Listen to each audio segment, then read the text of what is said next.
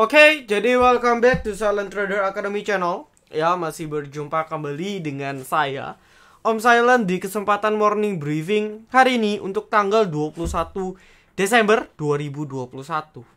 Angka yang cantik ya.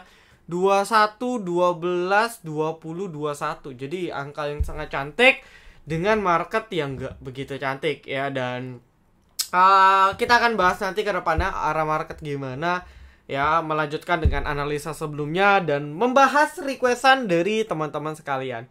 Ya, jadi beberapa pembahasan morning briefing kita terakhir banyak yang hit ya, termasuk kalau Anda trading lemas ya, ataupun wows yang mungkin tadi saya cek requestan juga banyak yang nanya. Nah, yang kayak gitu-gitu teman-teman modal nonton aja itu kadang bisa profit. Jadi saya pribadi bukan tipe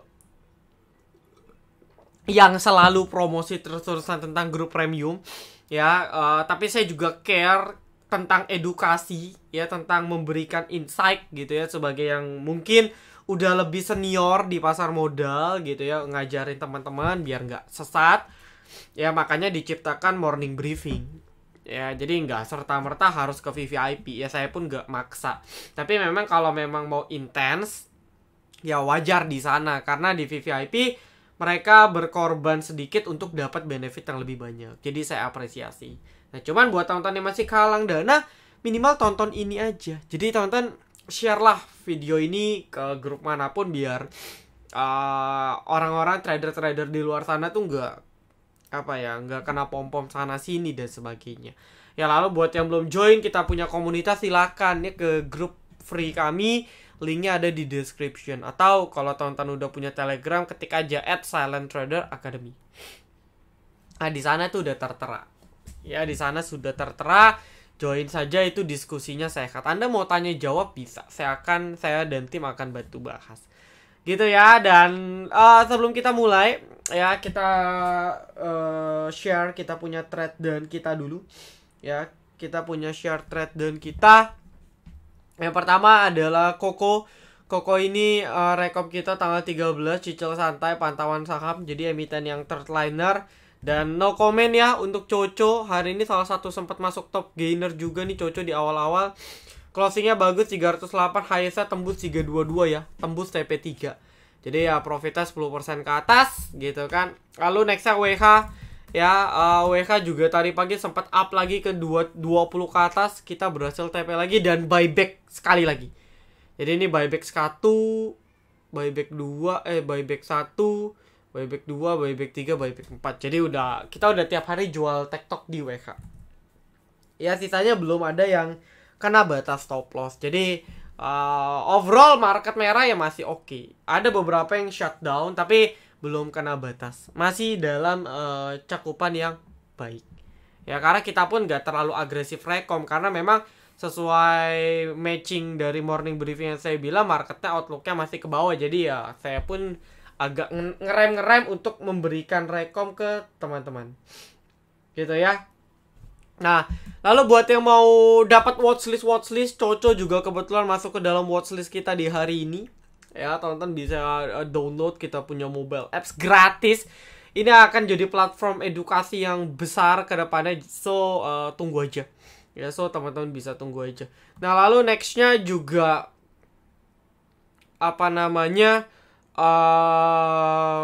yang mau join VVIP untuk lebih intens juga silakan. Ini harga sebelum promo.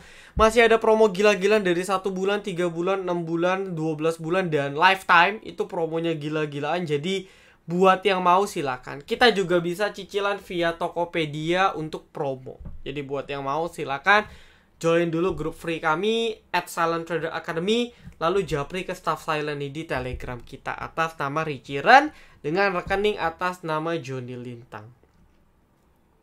Oke ya. Nah, lalu nextnya ini adalah win rate kita di bulan November, dimana kita tahu November agak sedikit struggle. Tapi ini transparan real ya. Desember saya sih belum cek ya, tapi harusnya sih overall win rate kita masih di atas 70-80%. Ya masih so far masih good dengan market yang gak jelas kayak gini. Oke, tanpa panjang lebar kita akan lanjut aja ya. Kebetulan badan saya juga gak terlalu fit. Biasa lah ya, ini banyak meeting untuk mensukseskan kita punya apps STH. Kedepannya overall outlooknya market masih ke bawah ya.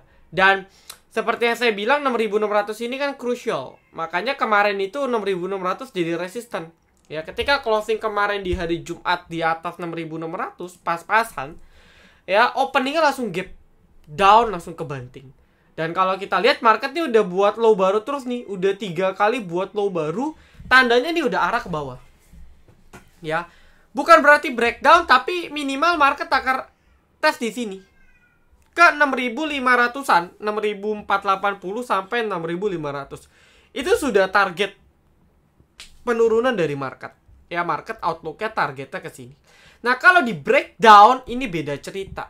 Nah, kalau ini sampai di breakdown, maka ini saya bisa bilang akan reversal trend jangka pendek. Ya, secara jangka pendek untuk market outlooknya jadi downtrend. Nah, ini yang perlu kita pahami. Ya, terlepas ini musim window dressing, seperti yang udah saya bilang, window dressing udah terjadi sebenarnya sekali di bulan Oktober lalu. Ya, nggak ada salahnya kalau market tidak mau lanjut naik lagi. Karena ya momentum dari bursa makroekonomi luar pun juga lagi berat.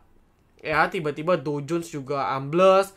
Overall semua bursa Asia hancur ya. Hong Kong, Tokyo Nikkei 2%. Hong Kong 1,8, Shanghai 1%, Singapura tetangga kita 1%, IDX kita masih cukup sustain. Tapi menandakan penurunan ini rata. Makanya tekanan jualnya agak berat. Meskipun tetap dalam kondisi apapun tetap ada emiten yang naik. Ya, meskipun kayak gitu, tapi kalau kita perhatikan merata turunnya ya. BMRI, BBY, BA, CA, DRO di pasar reguler itu turun 383 miliar ya. PTBA, Pegas. Jadi rata nih turunnya. Meskipun ya ada yang di akum, tapi akumnya pun juga nggak gitu banyak. Ya, tapi kalau di pasar reguler all gitu ya, all market ini ada MLPL ya, ada MLPL dan juga MLPT. MLPL. Ya, dulu nih saya punya dua-duanya nih, beggar juga. Nah, ini ada transaksi besar. Nah, tapi terlepas dari nego yang ada di sini, ya, maka ini kan market cap-nya nggak terlalu besar ya, jadi nggak ada impact. Ya, ini cuman crossing aja, crossingnya pun di 400 ya. Menarik sih crossingnya di 400 ya. Tapi overall tidak mempengaruhi reguler bahwa ada outflow dari kemarin. Nah, ini harus benar-benar kita harus benar-benar kita waspadai. Jadi conclusionnya 6480 itu kritis. Hati-hati ya, ini beberapa LQ45 udah kena dampak ya. Kalau Anda chat kayak WFK, TWK, ini udah hancur semua nih. Ya, PTP, PAD ini udah hancur. Ya, ini udah mulai downtrend jangka pendek lagi. Nah, ini udah bahaya. Gitu ya. Jadi harus diperhatikan dan harus berhati-hati. Nah, lalu nextnya kalau udah tahu arah market gimana ya, besok outlooknya masih akan, ya menurut saya sih harusnya masih opening akan di shutdown ya.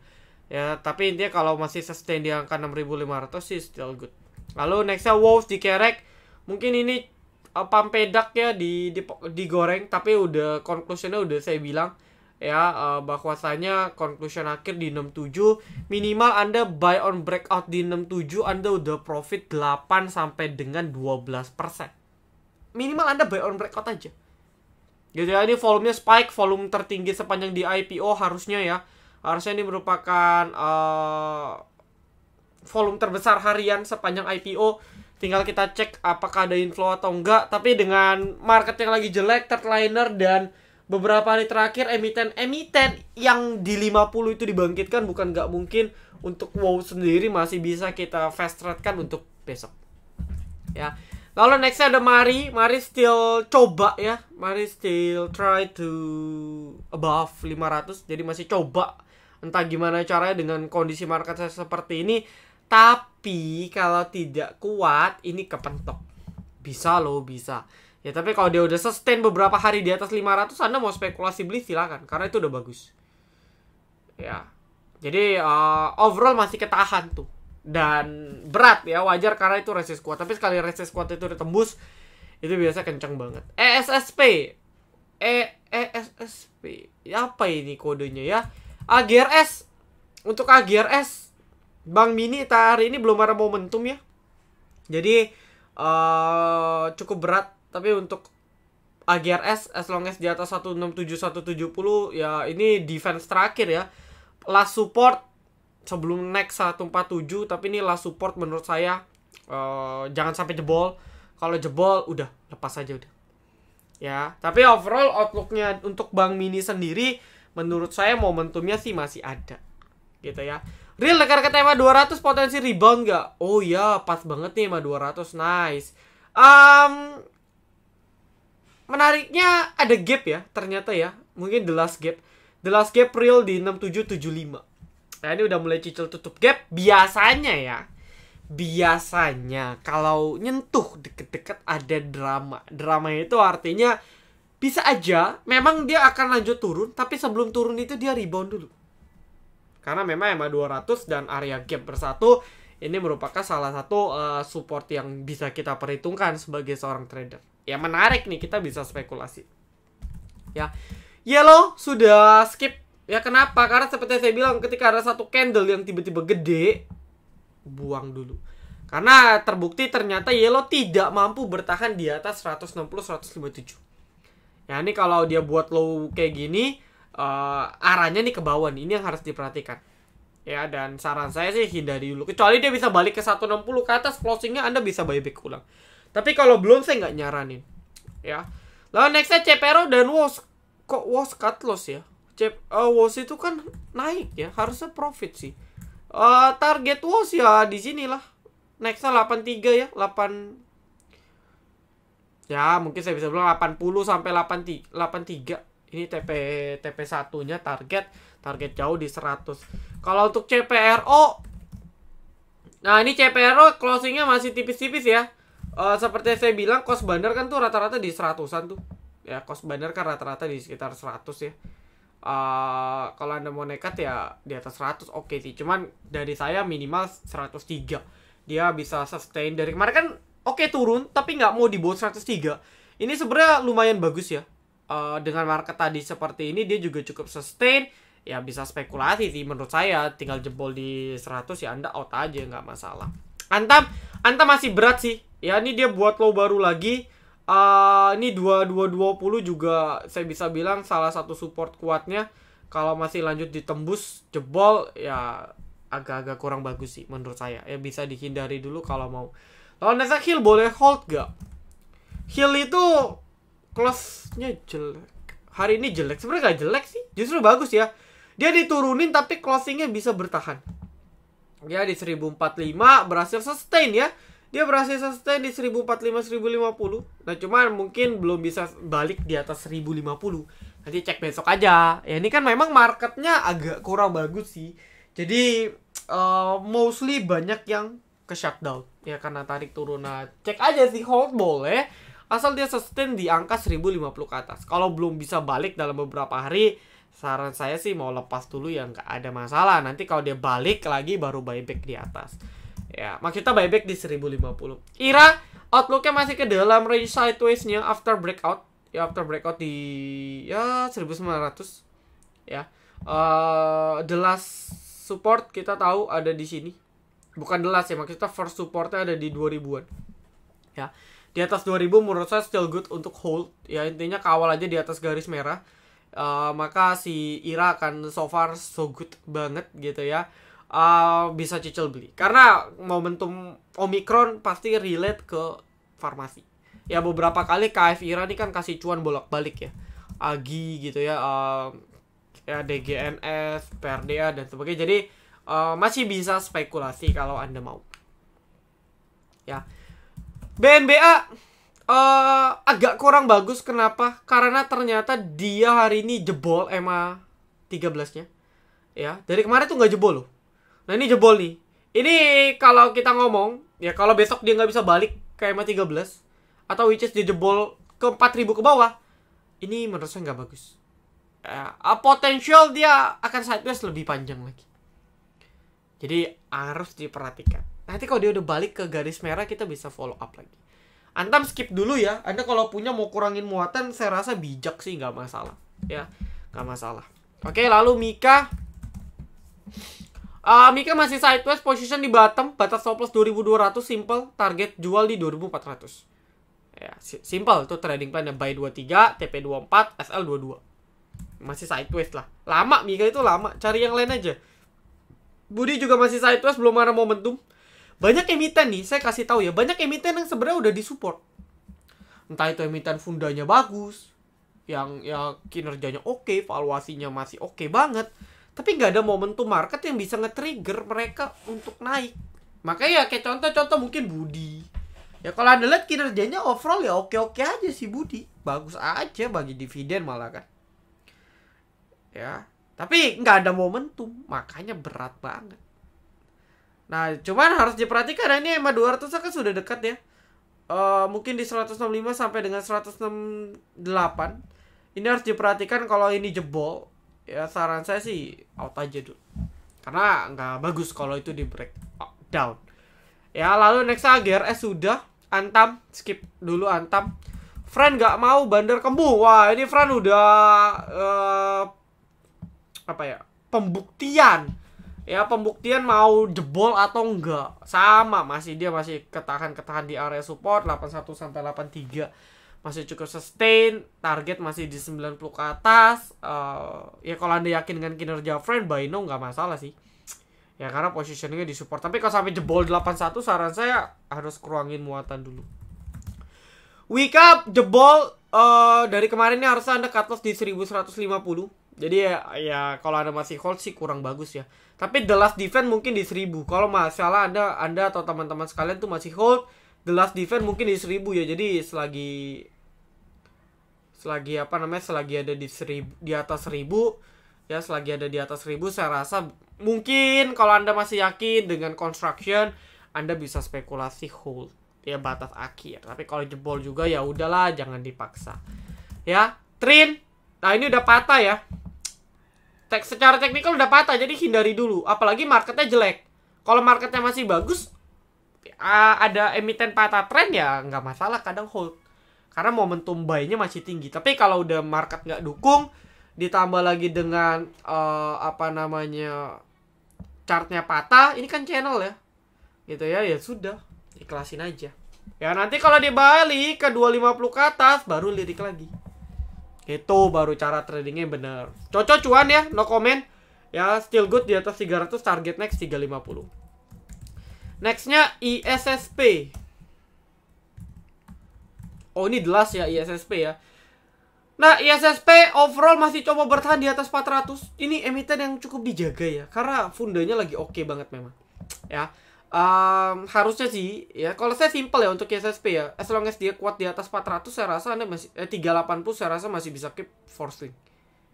Ya gitu aja sih. Jadi as long as dia masih kuat di atas 380 saya rasa masih bisa keep untuk swing.